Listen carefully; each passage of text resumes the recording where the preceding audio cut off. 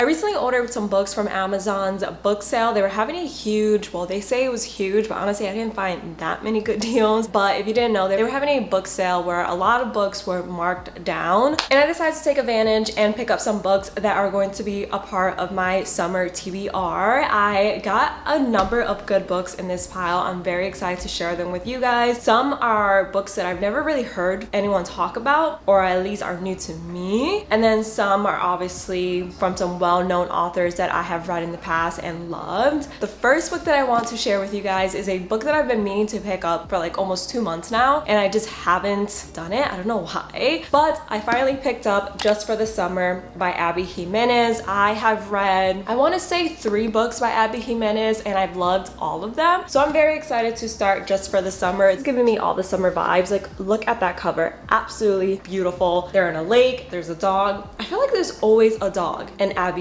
books. Or am I bugging? I feel like there's always a dog. The cover is definitely giving me lake house summer vibes, and I'm here for it. This book follows a female main character who thinks she's cursed. Every time a relationship ends, the man ends up finding his true love, and she ends up like, what the heck? Why can't I find my true love? But everyone that I date and end up breaking up with goes on to find their true love. Where's my true love? But it turns out she's not the only one afflicted with this condition. His name is Justin, and his Reddit thread about being love's good luck charm has gone viral. Now the two have come up with an ingenious plan. If they date each other, their curses will cancel out and they'll go on to find their soulmate. Only Justin wasn't supposed to be so unbelievably cute and hilarious. When Emma's toxic mother shows up and Justin has to assume guardianship of his 3 siblings, they're suddenly navigating a lot more than they expected, including catching real feelings. Has fate finally brought the perfect pair together, or will their cure be way more hazardous than the curse itself? I really like Abby's books because they actually deal with real life scenarios and real life problems. Sometimes when I read a lot of romantic books, they're not really realistic, but I feel like Abby's books are realistic, and I can see her stories actually happening to real people in real life. So I really love her writing for that reason. It's super realistic. The next book that I picked up was Hello Summer by Mary Kate Andrews, another cover that is giving me serious summer vibes. This is actually 2 books in one, I believe, and they correlate with one another. I think it's 2 stories, but it's also very small. I haven't had a small book like this in such a long time. I don't think I own any romance book that's this small. I've read one other book by Mary Kate Andrews. I think it was called The Santa Suit, and I didn't really enjoy it, if I'm being honest, but that was more of a novella. It was very short. So I decided to give her writing a second chance and check out another book from her. Well, 2 books from her, I guess.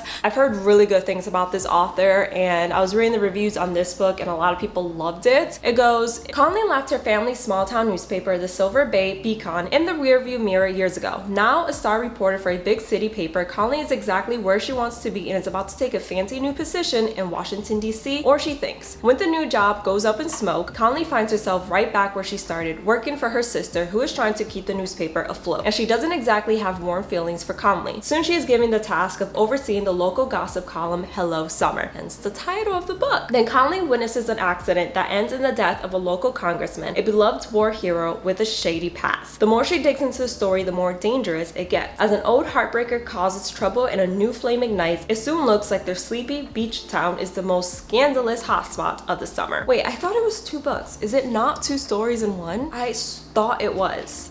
Oh wait, you know what? You guys, I'm thinking of A Country Affair by Debbie Macomber. This is the book with 2 stories. So disregard what I said about Hello Summer being 2 different stories. It's not. I got it confused with another book, Hello Mom Brain. So this is just one story. It makes so much sense. I need sleep, you guys. I am so sleep deprived. But the book that is actually 2 stories in one is A Country Affair, and it has 2 stories, A Little Bit Country and Country Bride. Oh my god. Little Bit Country goes, stranded on the side of a country road with a broken down car, Rowie Campbell is grateful when horse rancher Clay Franklin comes to her rescue. Stuck in the quirky small town, Rory gets to know Clay and she quickly starts to fall for the gruff, tough cowboy. Can a city girl make it work with a country man? A Little Bit Country kind of reminds me of When in Rome by Sarah Adams. It was a pop star who is used to traveling and being in big cities, and then she ends up in a very small town. Kind of gives me that vibe, which I really enjoyed When in Rome, so I'm actually very excited to read A Little Bit Country. And then we have Country Bride. Kate Logan is understandably devastated when her former fiance marries someone else instead. At the wedding, after one glass of champagne, she spontaneously proposes to her longtime friend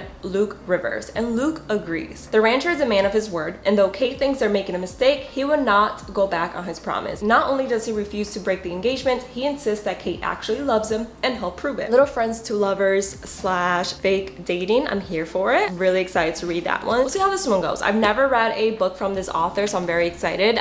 This is another book that had a ton of good reviews, and she writes a ton of like summer beach reads, so I'm very excited to be giving that book a chance. Then we have a very popular book that I am so late to reading, and it's The Ballad of Never After by Stephanie Garber. I read Once Upon a Broken Heart last year and really enjoyed it. I think I gave it 3 stars. Like, I enjoyed reading it, but I wasn't wowed by it. And then I read the Caraval series, and I was like, wait a minute, I should have read the Caraval series first because the Prince of Hearts was introduced in that book, and I absolutely loved his character. So I'm very excited to be continuing the series. This is the second book in the Once Upon a Broken Heart series. There's one more. It's called A Curse for True Love. I have to read that one. The paperback version wasn't available or isn't available yet, which is the only reason I didn't pick up the third book during Amazon sale, because I want all 3 books in paperback. I didn't want to have 2 books in paperback and then the third book be hardcover. I don't know if that's weird, but I'd rather just have a series all hardcover and all paperback, not like mingled. I don't know what I'm trying to say. I don't know what I'm trying to say. Again, I am tired. It matches with what I'm wearing. Anyways, I'm not going to read the synopsis regarding this book. I don't want to give the plot of the first book away in case you haven't started this series, but I will say if you are looking for a magical fairy tale-esque fantasy series, definitely check out this series, and definitely read the Caraval series if you haven't already, because Stephanie Garber's writing is just so magical and you feel like you're being wrapped in a cozy blanket when you read her books, and I love her writing. Then we have a fairly new release, The Rulebook by Sarah Adams. If you have been watching my channel for a hot minute, you probably know how I feel about Sarah Adams' writing. A lot of her books are hit or miss for me, but then I saw that she had a new release. The synopsis actually sounds really good, so I'm giving her writing one final chance. If it turns out that I don't like this book, then I'm probably never going to pick up any of her future books, but if I do end up liking this book, maybe I will continue to read her writing. One book I really loved was When in Rome, but then I didn't enjoy When Practice Makes Perfect at all. And then I read the cheat sheet from her. Didn't love that one either, but it was okay. I hate it. Going to give The Real Book a chance and see what it's giving. I haven't really heard a lot of people talk about this book, but it recently came out, so maybe just people haven't had a chance to read it yet. This one goes, Nora's entire career lies in the hands of famous NFL tight end Derek, who happens to be her extremely hot college ex-boyfriend. Nora didn't end things as gracefully as she could have back then, and now it has come back to haunt her. Derek is her first client as an official full-time sports agent, and he is holding a grudge. Derek has set his sights on a little friendly revenge. If Nora, the first girl to ever break his heart, wants to be his agent, oh, he'll let her be his agent. The plan is simple, make Nora's life absolutely miserable. But if Derek knows anything about the woman he once loved, she won't quit easily. Instead of giving in, Nora starts a scheme of her own, but then a wild night in Vegas leads to Nora and Derek in bed the next morning, married. With The Rule Book out the window, could this new relationship save their careers and spark the romance of a lifetime? This could go either way. I could either absolutely love this book or absolutely hate it. We shall find out. I honestly bought it mainly because the cover. I am a big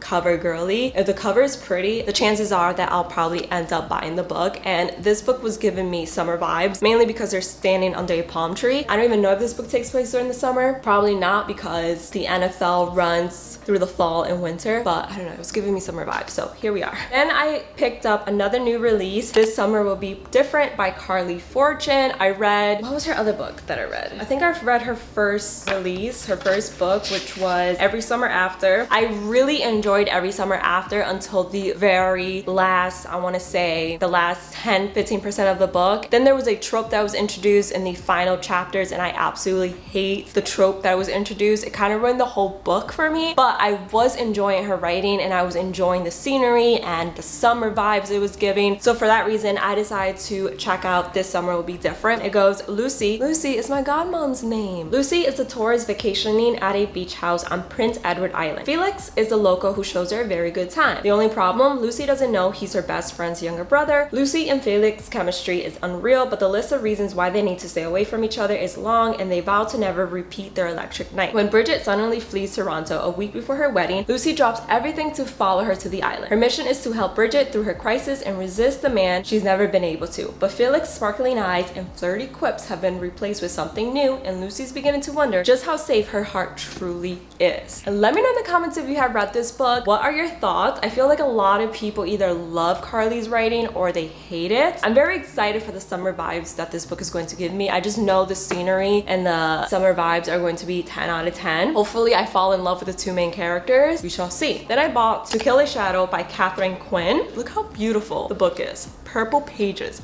Love that. This one is a fantasy slash romance, so romantasy book, I think. This is a book that I haven't really seen a lot of people talk about, but the synopsis sounded really good, so I decided to give it a try. It honestly didn't even have that many reviews on Amazon compared to other books that have gone viral on TikTok. And it goes, Jude knows nothing of love or even light. He knows only his grim duty as the hand of death to lead the Knights of the Eternal Star into a land filled with nightmares and certain demise. It's only when he sees her, a young woman with wild amber eyes who's as fierce, defiant, and swift as the shadow beasts themselves, that he feels the warmth of life in his blood. The other knights may fear their lethal commander. Outcast Kiara sees only a leader, a man who knows how to survive, someone like her, but wanting him is as treacherous as the shadows themselves and just as seductive. With a kingdom on the verge of collapse, the knights must now venture into the darkest heart of the land and uncover the secrets of the misted shadows, where evil will prey upon their minds and feast on their flesh. They have no other choice because the only way to fight the darkness is to become it. I don't know what to expect with this book. I've never read a book from this author.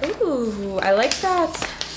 I like that the hardcover is actually white and then purple. Like, come on, so gorgeous. Regardless if I enjoy this book or not, it's going to be front and center on my bookshelves because it's so pretty. But I'm actually very excited to start this and to get into a new fantasy author. I feel like I've only read fantasy from Rebecca Yarros, Sarah J Maas, and then Holly Black. I read the Cruel Prince series, which I didn't enjoy. Oh wait, Stephanie Garber. I haven't read a ton of fantasy in my life. I just recently got into it. I'm excited to hopefully find a new fantasy author that I love. Here is my Amazon book haul. Not a ton of books, but I'm very excited to start them. Very excited to hopefully fall in love with all of them. Let me know in the comments below if you have read any of these books. What were your thoughts on them? Did you enjoy them? Did you hate them? If you have any good summer retreat recommendations, please leave them in the comments below. I would love to find more new books to buy and to read for the summer, even though I probably have my hands full with these books right here. Definitely subscribe to my channel for my monthly reading wrap-ups if you're interested to know what my thoughts are on these once I do end up reading them. I really hope you guys enjoyed watching this video. If you did, don't forget to give this video a big thumbs up. Don't forget to subscribe. I would love to have you on my channel, and I'll see you guys in the next one. Bye guys.